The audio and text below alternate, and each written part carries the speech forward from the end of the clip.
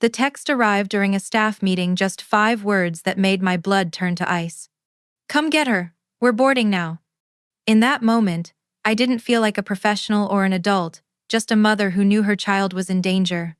My name is Amber Hayes, and that was the moment my life split in two, before that message and after it. The conference room was filled with muted voices and the clicking of keyboards. I was trying to focus on a presentation slide about quarterly projections when my phone vibrated. Normally, I'd ignore it. But the preview on my screen, a message from family group chat, caught my eye. "Dad, come get her. We're boarding now." "Mom, don't make us feel guilty.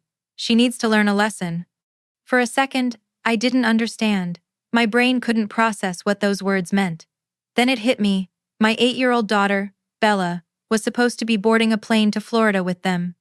And they were leaving her? I didn't even excuse myself. I just stood up mid-meeting, chair screeching backward, and bolted.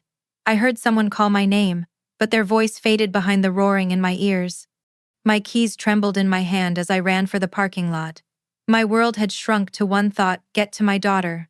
The drive to the airport was a blur of red lights and panic. My hands gripped the steering wheel so tight my knuckles turned white. My mother's words looped through my mind. "She needs to learn a lesson." What kind of lesson did you teach by abandoning a child in an airport?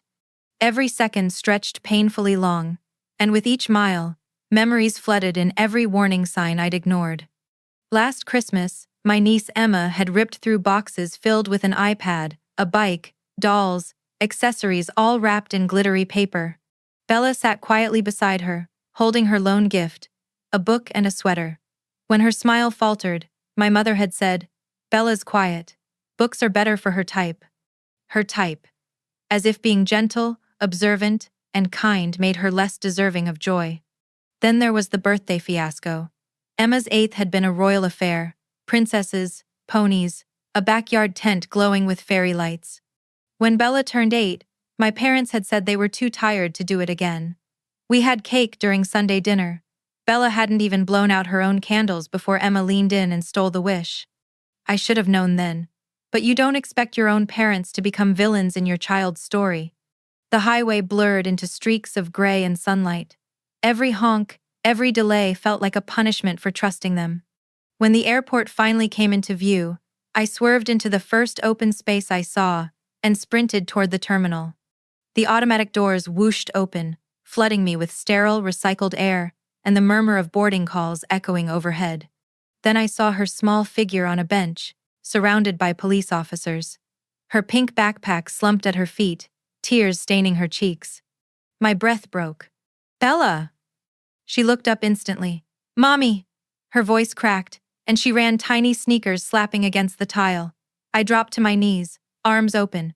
When she collided with me, her sobs shook us both. "They left me," she hiccuped, clutching my shirt so hard it tore a little. "Everyone left me." I held her face in my hands. "Not everyone, baby. I came. I'm here." A police officer approached, tall, dark-haired, eyes sharp but kind. "Ma'am, are you this child's mother?" His badge read Martinez. "Yes," I managed, still breathless. "I came as soon as I got the message."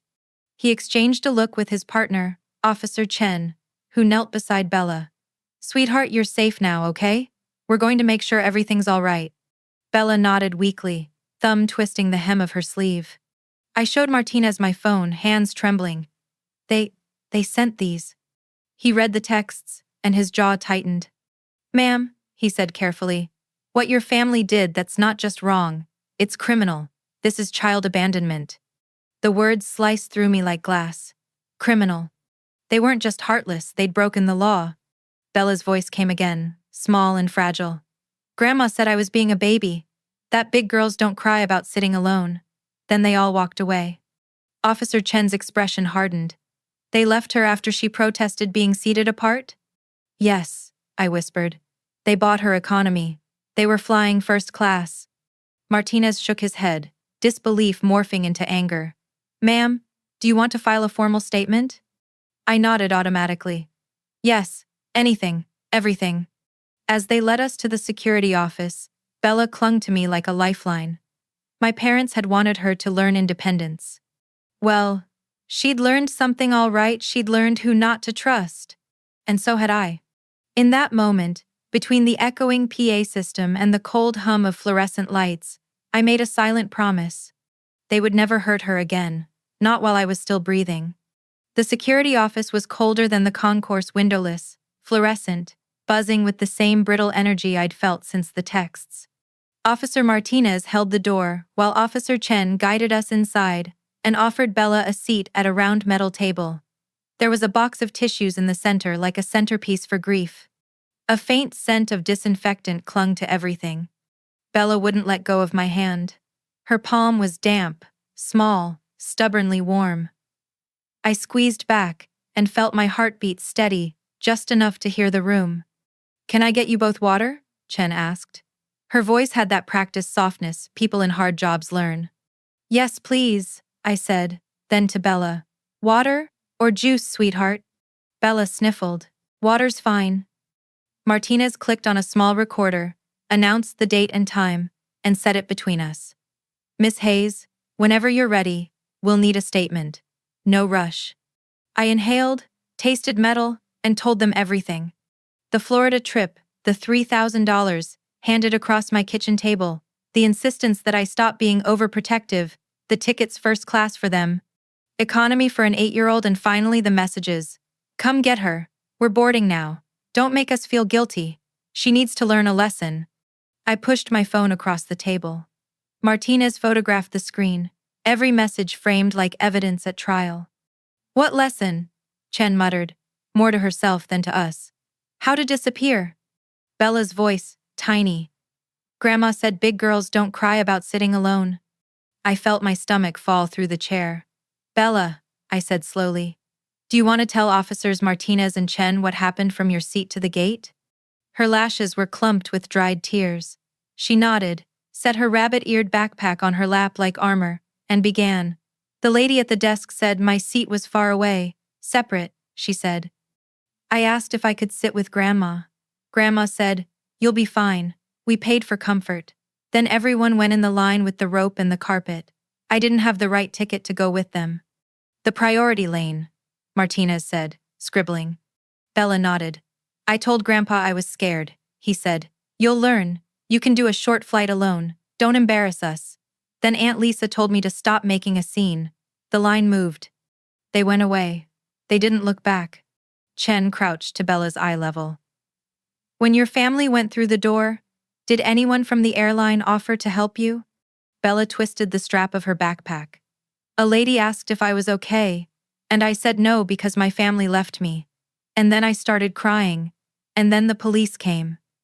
She stopped. The room held its breath with her. She pressed her face into my shoulder, and I felt her shudder. "Sweetheart," I whispered, "you did everything right." Martinez cleared his throat, profile rigid. "Miss Hayes, I need to say this plainly. What happened here constitutes child abandonment and endangerment. Airports are prime targets for trafficking and opportunistic harm. This could have gone very differently." I nodded. I understood. My body understood. Too, every muscle locked around my daughter like a shelter. "We've already contacted airport police at their destination," Chen added. "The flight has wheels down in Orlando in 35 minutes. They'll meet the plane at the gate and detain your family for questioning." "Detain?" Bella asked, lifting her head. "It means talk to them about why they left you," Chen said gently. "And it means you're safe." The relief that washed through me was sharp, almost painful. Safe. Such a simple word. Such a distant country. There were forms, of course. So many forms. Martinez led us through them like a patient teacher. "We'll document the messages, your timeline, expenditures for the trip, and the fact that you expressly entrusted your parents with your daughter's care. Miss Hayes, include the $3,000 purpose and expectation." I wrote, hand cramping, telling the story on paper while Bella traced the little diamonds stamped into the table's edge. Every few minutes, Chen returned with small kindnesses: water, pretzels, a soft blanket that Bella refused at first and then accepted like a truce. My phone pulsed on the tabletop. Mom, Dad, Lisa. The screen filled with missed calls and a thread of voicemails turning from haughty to frantic. I let them pile up. The sound became ridiculous, like the squeak of a toy you can't stand anymore, because you finally hear it for what it is. Don't answer, Martinez advised. Let them leave their version on record. The more they talk, the clearer this becomes. Clearer than leaving an 8-year-old at gate B12? I said, and the bitterness surprised me. It had iron in it. Chen smiled without humor. Sadly, yes. People will justify anything to protect the idea of themselves they prefer. Time stretched and contracted in a strange way. When you're waiting for people who have harmed you to face a consequence, minutes can be oceans. Chen checked her messages, murmured to a dispatcher, and then to Martinez. He nodded, made another note, and turned to us. Update from Orlando. Your family has been located and is being interviewed. They are not under arrest at this moment, but the report is being filed. We expect charges to follow. For now, there's a hold on any contact with your daughter. Bella's fingers tightened around mine. Does that mean they can't take me to Florida anymore? My throat closed. No, baby. Nobody takes you anywhere without me again. Chen's radio crackled. Even the static sounded like resolve. We left the security office an hour later under a different sky. The concourse noise had dulled to a manageable hum. Boarding calls and rolling suitcases turned back into ordinary human movement.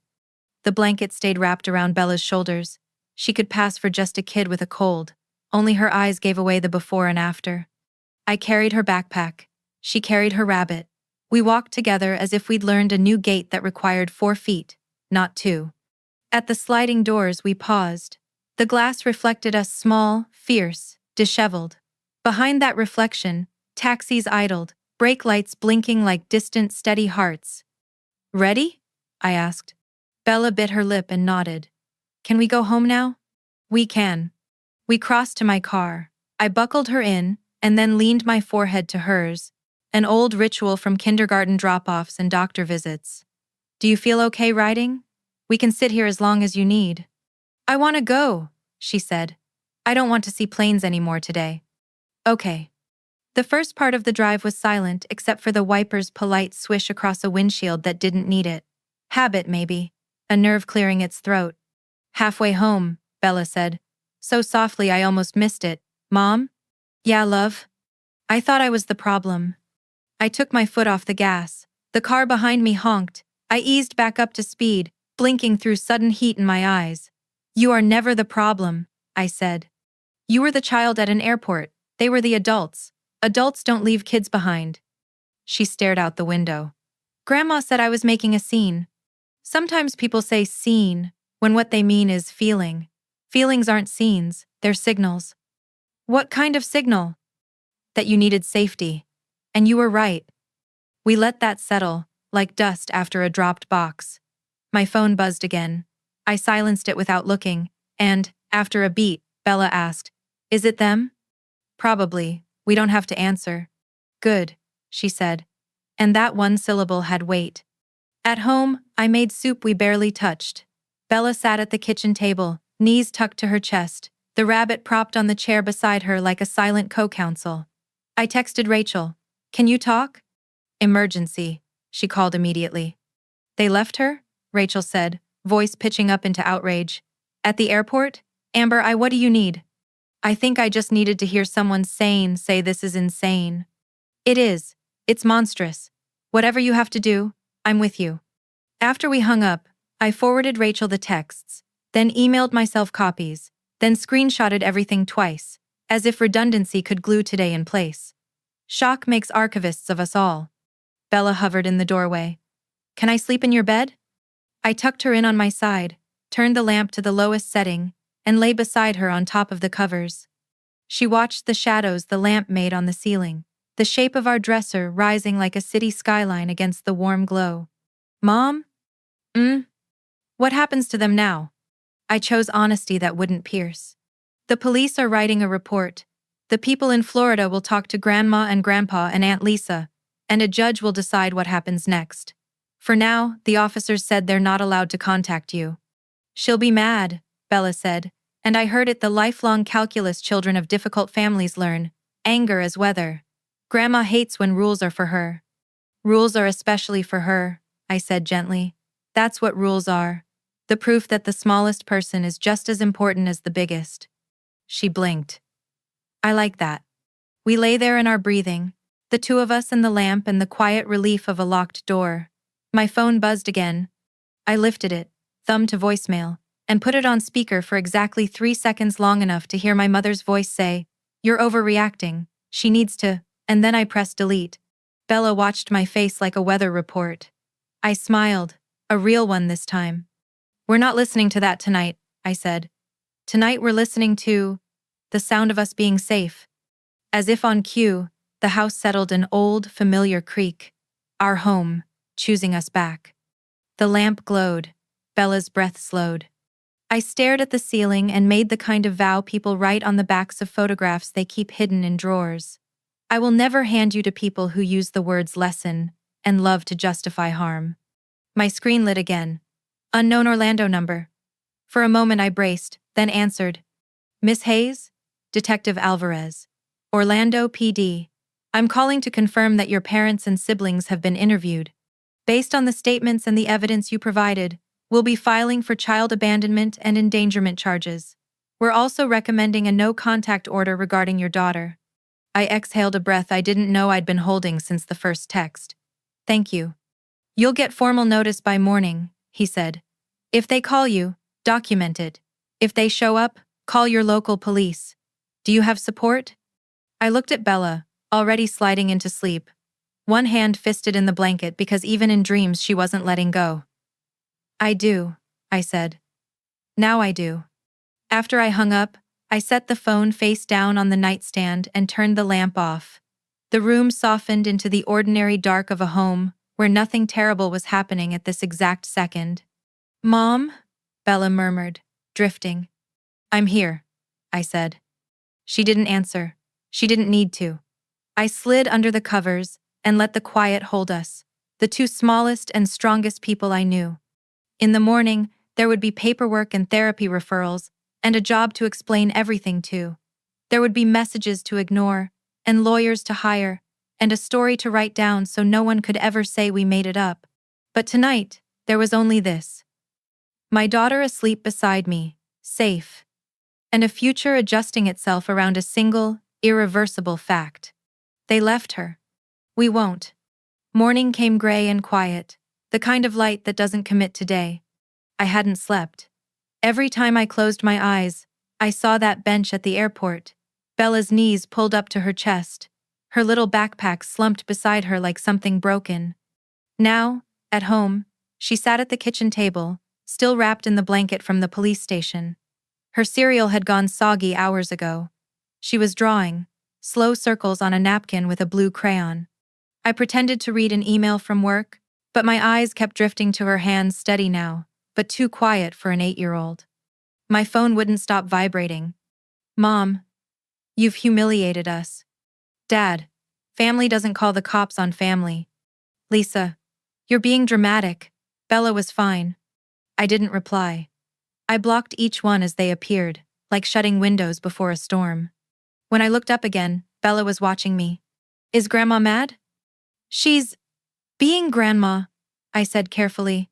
"But that doesn't matter right now." Bella traced the edge of the napkin. "She said I had to learn a lesson." My throat tightened. "What do you think she meant?" Her eyes flicked up gray, serious. "That I shouldn't need anyone." I went to her, crouched until we were eye level. "That's not a lesson. That's cruelty pretending to be wisdom. You're supposed to need people. You're supposed to be cared for." She nodded, slow, processing. By noon, the doorbell startled us both. Rachel stood there, still in her nurse's scrubs, hair in a messy bun, eyes red from fury. She didn't even wait for an invitation. She just stepped in and wrapped her arms around Bella. "Hey, superstar," she said softly.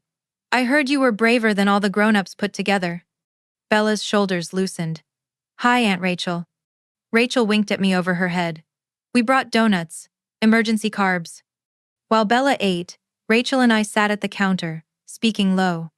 I showed her the police paperwork, the text messages, the report from Detective Alvarez. "They're facing criminal charges," I said. "Abandonment and endangerment." Rachel's face twisted. "Good. About time somebody called them what they are.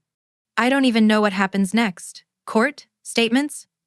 Whatever it is, you won't do it alone. For the first time in 24 hours, I exhaled without shaking. That night, after Rachel left, I found Bella asleep on the couch, clutching her rabbit like a secret. Her cartoons flickered, silent on the screen, bright colors dancing across a room too heavy with memory. I sat on the floor beside her and watched the rise and fall of her breathing. The truth hit me hard and simple. This wasn't just about one trip. It was every dismissal, every, "you're too sensitive," every time my parents decided who mattered and who didn't. I'd spent my whole life trying to earn their approval. They'd finally taught me the most important lesson of all, that I didn't need it. When I finally crawled into bed, the phone buzzed again. Unknown number. I almost ignored it, then saw the area code Orlando. Miss Hayes? Yes. This is Detective Morrison. I'm following up from Orlando PD. Your parents and sisters have been formally charged. They'll be released pending arraignment, but a temporary protective order is being issued. No contact with your daughter. Thank you. There will be court dates. We'll coordinate with your local jurisdiction. After the call, I stood in the dark hallway listening to the hum of the refrigerator and Bella's soft breathing from the next room. Relief and grief tangled in my chest until I couldn't tell which was which. I wrote an email to my boss. Family emergency. Need a few days off. His reply came within minutes. Take all the time you need. Family first. Funny he understood that better than my actual family ever had. The following days blurred into paperwork and silence. A therapist named Dr. Sanders from the police referral list called. We set an appointment. Bella drew again pictures of rabbits, castles, clouds. None of airports. Sometimes she asked, will they go to jail? Maybe, I said. That's for the judge to decide. Will they be sorry? I hesitated. I hope so, but that's not something we can fix. At night, she slept in my bed, arm thrown across my stomach. I'd lie awake listening to her heartbeat against my ribs and promise myself that she'd never have to question her worth again. One evening, as I tucked her in, she said quietly, Mommy, I dreamed. Grandma called me spoiled. What did you say? I told her I'm not spoiled. I'm loved. I kissed her forehead. That's the truth, baby. Don't let anyone unteach you that. When the house fell silent, I walked to the window. Outside, streetlights shimmered on wet pavement. Somewhere out there, my parents were probably convincing themselves they were victims of misunderstanding. Let them. I had my own truth now. A daughter safe in her bed, a future to rebuild, and a line drawn in permanent ink. They had tried to teach Bella to stop depending on love. Instead, they taught me what love really looked like. And this time, I was going to protect it whatever it cost. The courthouse smelled faintly of paper and cold coffee, that sterile scent of bureaucracy and consequence. It was 2 months after the airport incident, and I hadn't seen my parents since the day they left Bella behind. Not in person, anyway. But now, standing outside courtroom 3B, holding my statement folder against my chest, I was about to face them. Bella stayed home with Rachel, Dr. Sanders had said gently. She doesn't need to see this. Let her know you're handling it. I told Bella the truth. The judge just wanted to make sure the people who hurt her wouldn't be allowed to again. She'd nodded solemnly, gripping her stuffed rabbit. Tell them I'm not scared anymore. That sentence had carried me through every long night leading up to this morning. When the bailiff called my case, the room shifted, low murmurs, chairs scraping, the hollow echo of authority. At the far table sat my family. My mother in a pale gray suit, face painted with sorrow. My father stiff and grim beside her. Lisa and Sarah were behind them, whispering. For a fleeting second, I thought I saw guilt flicker across my mother's eyes, but no, it was self-pity, dressed up as remorse. I took my seat across the aisle with the prosecutor, hands folded tightly to hide the tremor. Judge Brennan entered tall, sharp-eyed, not unkind but unmistakably firm. Case number 48219. State versus Margaret and Thomas Hayes, Lisa Patterson and Sarah Miller. Charges: child abandonment and endangerment. The clerk read the charges aloud, voice steady and impersonal. Each name sounded like a foreign word I used to know the meaning of. How do the defendants plead? The judge asked. Their lawyer rose smoothly. Not guilty, Your Honor. Of course. My stomach clenched, but I didn't look away. For once, I wasn't the one who needed to shrink in shame. The hearing itself was procedural, setting trial dates, confirming evidence, but it was the silences that told the real story. My mother kept sneaking glances toward me, eyes shimmering with rehearsed tears. My father stared straight ahead, jaw clenched. Lisa avoided my gaze completely. When the judge reviewed the temporary order, his tone was crisp. The defendants are to maintain zero contact with the minor child, Bella Hayes. No phone calls, no gifts, no social media, no intermediaries. Violation will result in immediate arrest. Is that clear? A chorus of, "Yes, Your Honor," followed thin, brittle voices. But I saw my father's hands flex under the table. A tiny, impotent rebellion. Judge Brennan turned to me briefly. "Miss Hayes, do you have representation for the upcoming trial?" "Yes, Your Honor. Patricia Morgan will be handling my case." "Very good. Until the hearing, this order stands." He struck the gavel once sharp, final, and the room exhaled. In the hallway, the air felt heavy. I gathered my papers, my pulse hammering with a mix of relief and disbelief. I didn't realize my parents had followed until I heard her voice. "Amber, please, can we talk?" I froze mid-step. She was standing barely a few feet away, my mother, the woman who'd once braided my hair before school, who now had the audacity to ask for conversation after abandoning my daughter. "No," I said, not raising my voice. "We're done talking." Her lip trembled. "You're destroying this family." I turned, finally meeting her eyes. "No, Mom, I'm holding you accountable. There's a difference." My father's voice cut through the hallway, sharp and cruel. "You've turned our names into gossip fodder. Everyone in church is talking about us." "Then maybe stop giving them something to talk about," I shot back. For the first time, his face faltered. I walked away before the tears behind my anger could betray me. Outside, the autumn air bit at my skin cold, honest. I let it fill my lungs.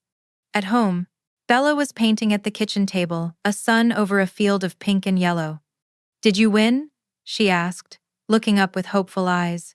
"Not yet," I said softly, setting my bag down. "But the judge said they can't come near us. Not for a long time." She nodded, thoughtful. "Good. I don't want them to." I kissed the top of her head. "You don't have to, sweetheart." That evening, we ordered takeout, watched a movie, and laughed, really laughed for the first time in months. Between giggles, Bella asked, "Mom, when the judge talked to them, did Grandma cry?" "A little," I admitted. Bella smiled faintly. "She cries when she doesn't get her way." Her tone wasn't cruel. It was wise, heartbreakingly wise for someone her age. Later that night, I stood by her door, watching her sleep, hair spread across the pillow, her breathing soft and even. The moonlight through the window painted her in silver. For years, I'd believed my parents' version of love, the kind that came with conditions, comparisons, and apologies disguised as advice. But love, real love, wasn't a transaction. It was the steady hand reaching through panic, the voice that said, "You're safe now." And I realized something. The lesson they'd tried to teach Bella, that she shouldn't need anyone, was the same one they'd taught me my whole life. Only this time, I wasn't learning it. I was unlearning it. I closed the door gently, the house wrapped in peace. Outside, the wind rustled through the trees, a sound like pages turning. A new chapter had begun. The trial began 6 weeks later on a Tuesday morning that felt too calm for what was about to happen.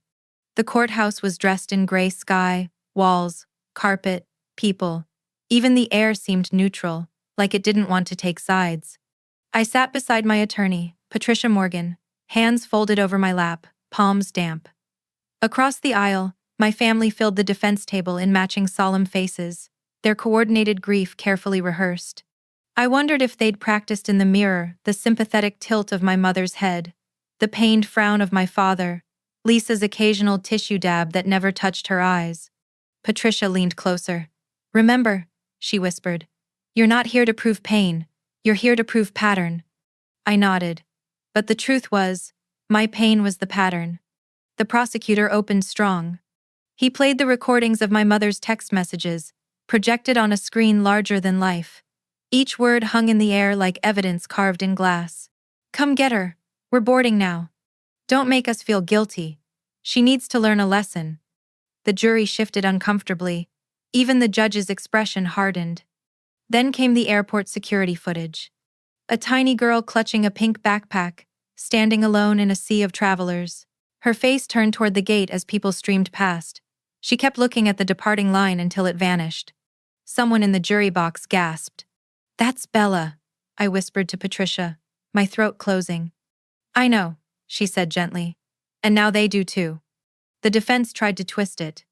Their lawyer, slick, silver-haired, voice like cold syrup, argued that my parents were old-fashioned and believed in independence, that the incident was a misunderstanding, that a family argument had been blown out of proportion by emotion and media. He even dared to call it a parenting disagreement between generations. When it was my turn to testify, I stood, smoothed my jacket, and faced the room. "My name is Amber Hayes," I began. "I'm a mother, and I trusted my parents to care for my daughter on what was supposed to be a family trip. Instead, they left her alone in one of the busiest airports in the country." I glanced at them then.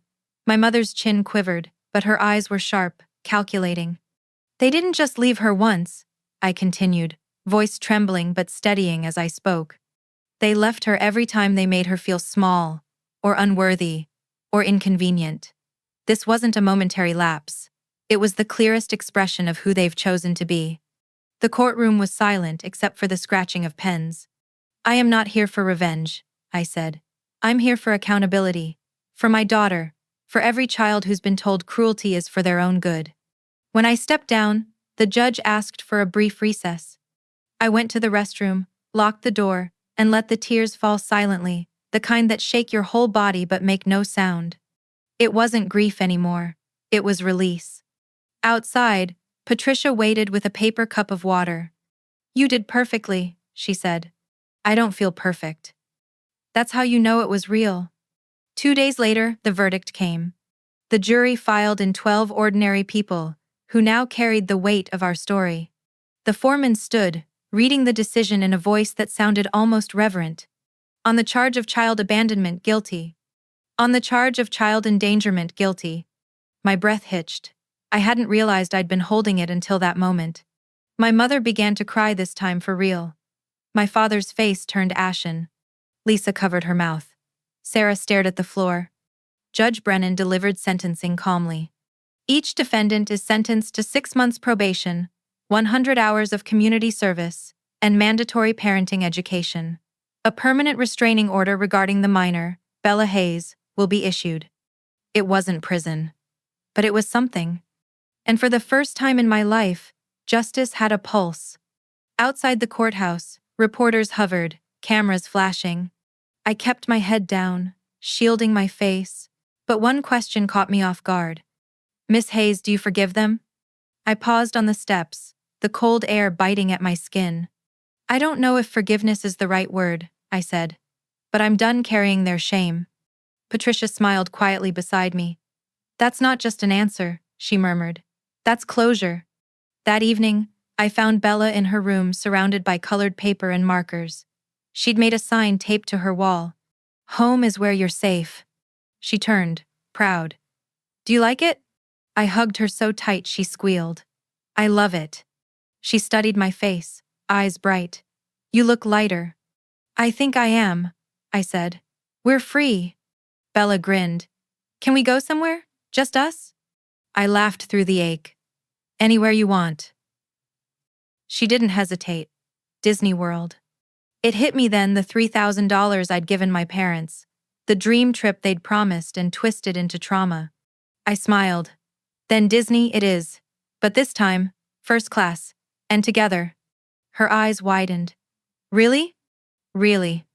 I watched her dance around the room, humming to herself, sunlight catching in her hair, the sound of joy reclaimed. The court had given me a verdict. But Bella had just given me victory. The morning after the verdict, the sky felt different, lighter somehow. It wasn't just a new day. It was ours. I brewed coffee in silence, listening to Bella humming in the kitchen. She was spreading peanut butter on toast, a small streak on her cheek, sunlight cutting through her hair. She looked so normal, so peaceful, that for a second I forgot what we'd been through. Then she looked up. "Mom, do you think Grandma's still mad?" I smiled softly. "Probably. But that's not our problem anymore." She grinned a quiet, satisfied little grin. "Good." 2 weeks later, an envelope arrived in the mail, Hayes settlement notice. Inside was a check for $5,000, along with a letter stating that the defendants had reached a civil settlement for emotional and financial damages. Patricia called almost immediately. "Congratulations, Amber. That's your official win." "It's not about the money," I said. "I know," she replied. "But it's nice when justice comes with a check that clears." I held the paper in my hands for a long moment, thinking of the $3,000 I'd handed over in blind trust, and how they'd turned it into betrayal. Now, it felt poetic. They'd stolen a trip from Bella. Now they'd pay for the one she deserved. I opened my laptop that night and booked 2 first-class tickets to Orlando. I didn't tell Bella yet. I wanted it to be a surprise. When the confirmation email landed, my chest fluttered, part excitement, part disbelief. I packed quietly over the next few days, slipping sunscreen and swimsuits into a suitcase when Bella wasn't looking. Rachel caught me one afternoon while I was hiding the luggage in the closet. "Planning a jailbreak?" she teased. I smiled. "Something like that." Rachel leaned against the doorframe. "You deserve this, you know. Not just her, you." "I'm trying to believe that," I admitted. "Start by packing your favorite dress," she said. "The one you never wear because you're saving it. Save it for joy, Amber. It's time."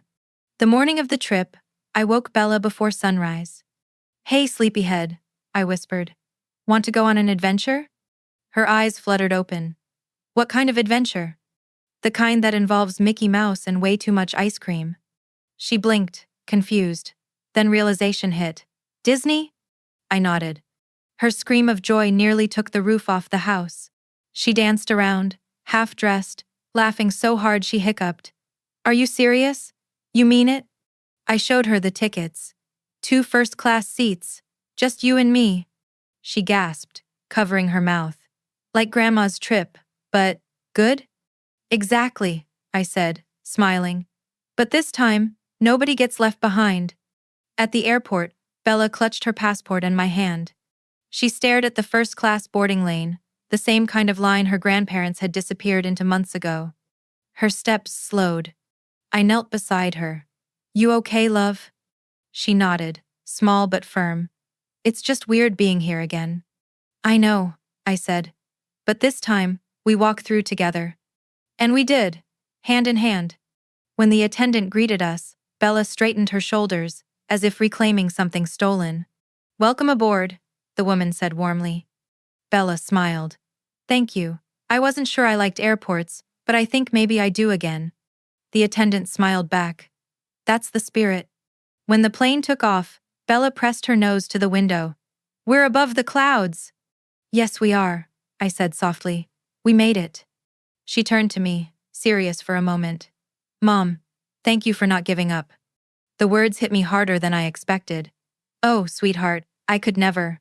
Her small hand slipped into mine, and we sat like that, 2 survivors soaring above the very place that had once broken us. Orlando was everything she dreamed of. She squealed at the fireworks, devoured cotton candy bigger than her head, and posed with every character in the park. But my favorite moment came at sunset on the second day. We stood in front of Cinderella's castle, its spires glowing gold and lavender against the sky. Bella leaned her head on my arm. "Mom," she said quietly, "this feels like magic." I smiled. "That's because it is." Her voice softened. "You think Grandma's sorry?" "Maybe," I said, "but that's her story. Ours is better." We stayed until the park closed, the crowd thinning into scattered laughter and sleepy children. Bella's eyes shone as fireworks lit the night bursts of pink and blue reflected in her tears. "Mom," she whispered, "I think I finally understand." "Understand what?" "That you don't have to be born into magic. Sometimes you make it yourself." My throat tightened. I kissed the top of her head. "Yes, baby," I whispered. "Exactly that." Back at the hotel, Bella fell asleep mid-sentence, clutching her souvenir ears. I watched her for a long time, the hum of the city below, the faint smell of popcorn still in the air. For the first time since that day at the airport, I felt peace settle deep into my bones. Not revenge, not triumph, just peace. I realized then that healing wasn't about erasing the past, it was about rewriting what came after. And tonight, the story we were writing was full of light. The third morning in Orlando began with sunlight spilling through gauzy curtains and the faint chorus of laughter from the pool below. Bella was already awake, sitting cross-legged on the hotel bed, drawing in the little sketchbook we'd bought at the airport gift shop. Her pencil whispered against the page, tracing the outline of a castle. I leaned in the doorway, coffee in hand. "What are you drawing today, artist?" She turned the page around. "Our castle," she said simply, "because we built it." It caught me off guard, that phrasing. We built it. Not we saw it, not it was there. She was rewriting her world in real time. The day stretched long and golden. We rode the carousel 3 times, each spin washing away something old and heavy. Bella laughed with her whole body, head thrown back, hair flying, sunlight catching on her cheeks. People turned to smile at her joy.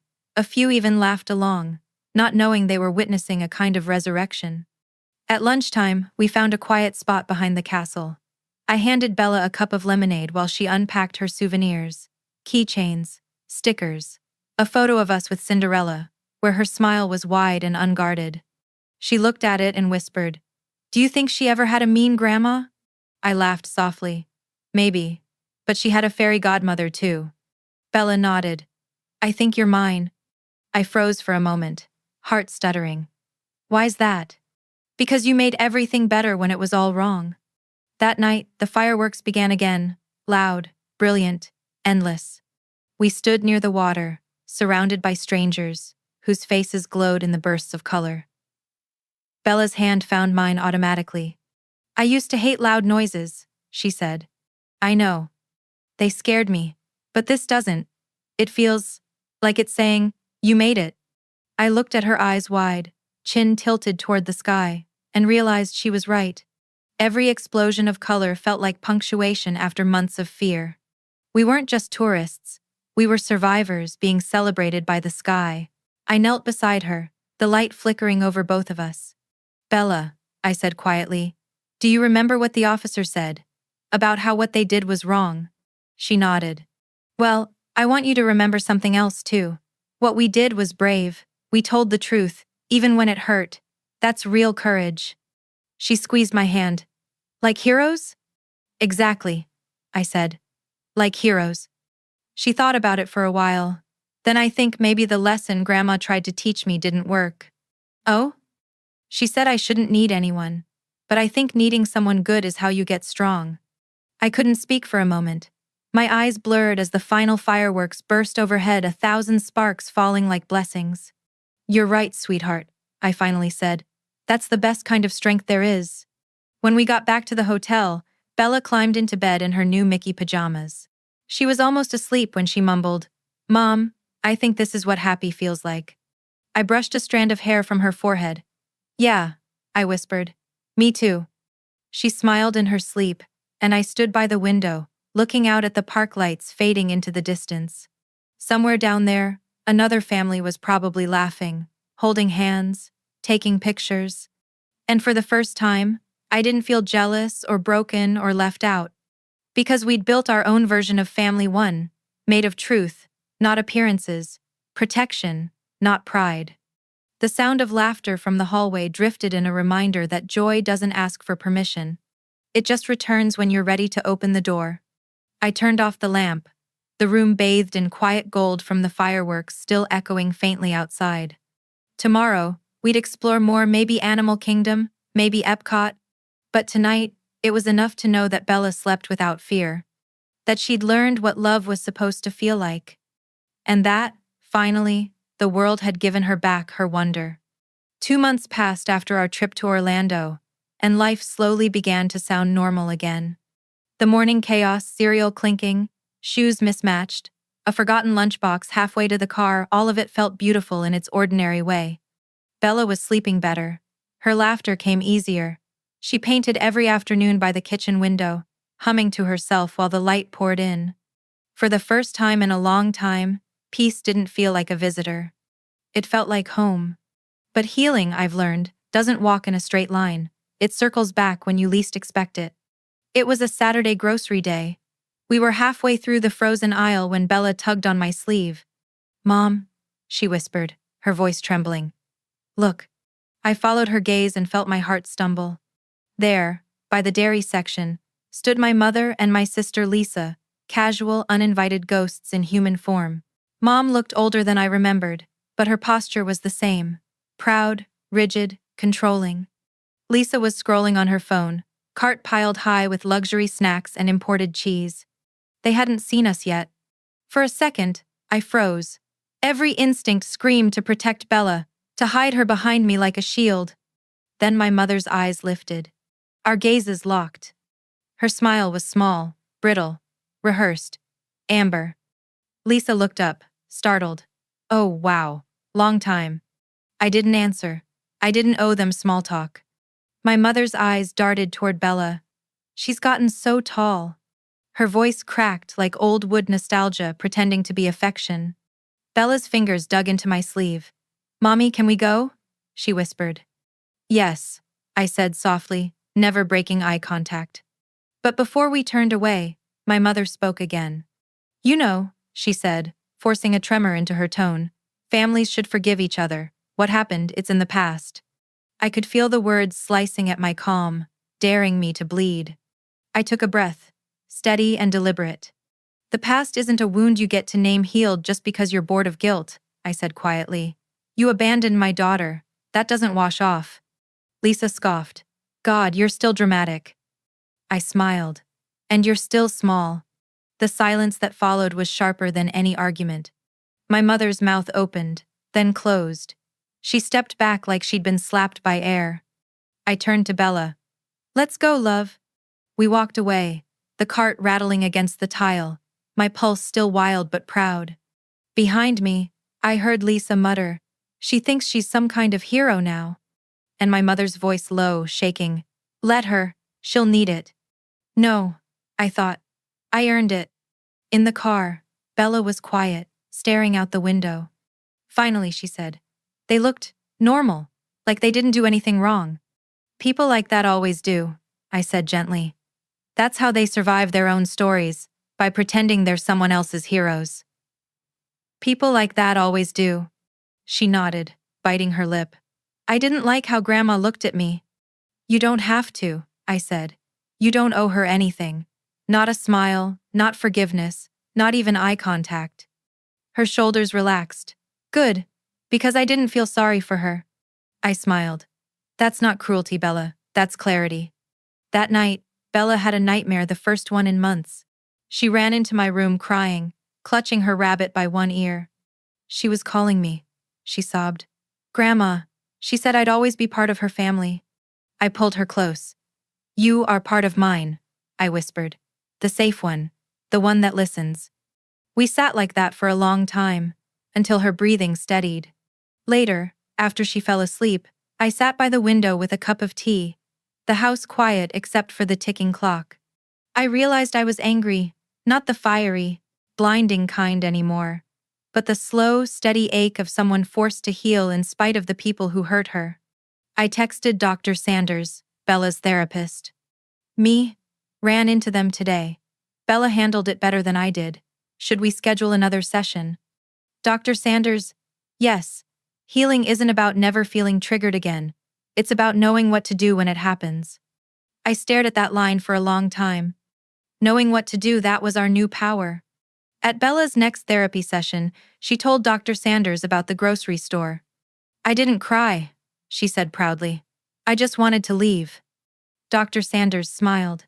"That's a very strong choice." Bella tilted her head. "Strong doesn't mean not scared, right?" "Exactly," Dr. Sanders said. "It means scared, but brave anyway." Bella grinned and glanced at me. Like Mom. Something in me loosened, then the guilt, the exhaustion, the endless questioning of whether I'd done the right thing. Because right there, watching my daughter sit taller in her chair, I realized the truth. Every boundary I'd built had become her safety net. Every time I said no more had taught her what enough means. We weren't just surviving anymore. We were becoming whole. And even if healing sometimes stung like salt in an open wound, it was still proof that the wound was closing. Spring came early that year. Soft mornings, lilac light, the kind of warmth that seeps into your bones before you realize it's healing you. Bella was 10 now, her hair longer, her laugh louder. She'd started sketching everything. The cat, the garden, the cracks in the driveway that she said looked like stories. Dr. Sanders had suggested art therapy, but Bella didn't need prompting. She'd already made the kitchen table her studio. Paints, pastels, brushes, an explosion of color where chaos used to live. I still kept every drawing. Some were bright and wild. Others, the ones with gray clouds and faceless people, hurt to look at, but I never threw them away. They were the map of how far we'd come. One Saturday morning, Bella tugged at my sleeve while I was watering the plants. "Mom," she said, "I want to paint something different today." "Different how?" She paused. "Something about what happened, but not sad." I hesitated. "Are you sure?" She nodded, firm. "I think I'm ready." So I spread out a canvas on the floor, laid her brushes out like soldiers, and stepped back to watch. For hours she painted, tongue poking out in concentration, hair falling into her eyes. I didn't interrupt. I just listened to the soft drag of her brush and the quiet rhythm of healing finding its shape. When she finally looked up, her cheeks were pink and her hands speckled with paint. "It's done," she said. I came closer.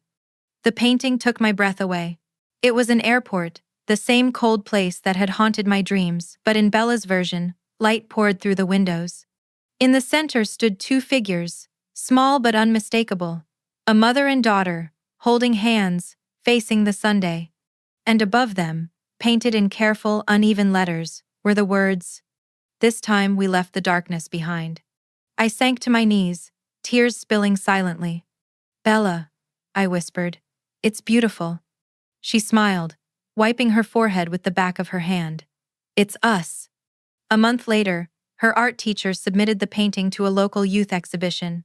When the invitation came, Bella screamed loud enough to scare the cat. The gallery was small, an old warehouse turned into a community art center, but that night, it might as well have been the Louvre. Parents mingled with cameras and small talk, but when people stopped in front of Bella's painting, the noise softened. One woman touched her chest and whispered, "That's powerful." Bella squeezed my hand. "Do you think they know what it means?" "Maybe not exactly," I said, "but they can feel it, and that's enough." She leaned into me.